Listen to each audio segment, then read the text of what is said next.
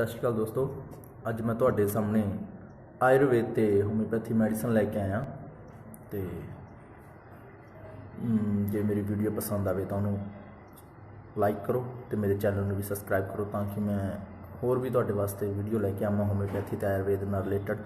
तो अज आपां गल करांगे खंघ दे बारे च। खंघ आम ही आपां देखदे हां कि अपने बच्चों नूं जां अपने बजुर्गों नूं खंघ ज़्यादा ही रहिंदी आ। कईयां नूं जरूरी नहीं कि सर्दियों के जां कभी भी खंघ हो सकती है। ठीक है जी, आप बारे एक आयुर्वेद एक चूरन आंदा सितोपलादी। आप देखते हैं कि वह किमें बनता, वो किहड़ियां चीज़ां पैंदियां। वो बेसिकली 5 चीज़ां पाईयां जांदियां जी।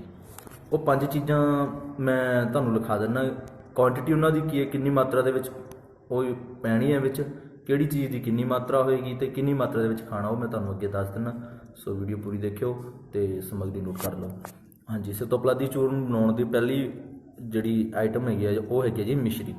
मिश्री यानी कि आप जिहड़ा भी मिश्रण रहना है, मिश्री वो पैनी है जी 160 ग्राम, तवासी 80 ग्राम, पिपरी जिन्हों कि आप मगा कह दें पंजाबी दे विच, ते वो अपनी पैनी हैगी जी 40 ग्राम, तो छोटी इलायची जी अपनी जो पैनी है 20 ग्राम, तो लास्ट के जी पैनी है जी दालचीनी, वो पैनी है 10 ग्राम।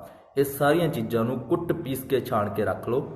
तो सुबह शाम 1 चम्मच शहद नाल चाह फिर चाह दे नाल तुसीं इहनूं लाओगे तो थोड़े के दिन ही तुहाडी जिहड़ी खंघ आ वो खत्म हो जाएगी। हुण चलदा जी होम्योपैथी दवाइयां वाल कि होम्योपैथी दवाइयां, होम्योपैथी एक डॉक्टर बोनी हसन का फार्मूला आ, बहुत ही इफैक्टिड हैगा कफ वास्ते। वो 3 मैडिसन ने, तिन्ने मैडिसन नोट कर लो। हाइपर सल्फर 200, अपना हाइपर सल्फर 200, नंबर 2 ते आइकोनेट 200 ते स्पॉन्जिया टोसा। ये 3 मैडिसन आ।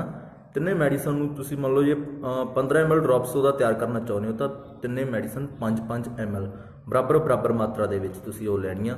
उन्होंने लैके एक ड्रॉप्स बना के रख लो। तो सुबह दोपहर शाम 3 टाइम वो 5-5 ड्रॉप्स पियो। खंघ बहुत ही जल्दी तुहाडी ठीक हो जाएगी। किसी भी प्रकार की खंघ होवे, बलगम वाली होवे जां ड्राई होवे जां कुछ भी होवे, वो हर हाल दे विच ये 2 मैडिसन नाल ठीक हो ही जाती है। मेरे को ये बहुत वधिया रिजल्ट आ रहे हैं। तो सो जे मेरी वीडियो चंगी लगी होवे तो मेरे चैनल को सबसक्राइब करो, कमेंट करो, लाइक करो, तो ताकि मैं होर भी रोगों वास्ते वीडियो तुहाडे सामने लैके आवां। अगली वीडियो जल्दी लैके आवांगे जिहदे विच कि तुहाडे लई किडनी स्टोन जां जिन्होंने डायलिसिस की प्रॉब्लम तक आ जाती है, वो बारे तुहाडे नाल डिस्कशन करांगे। धन्यवाद।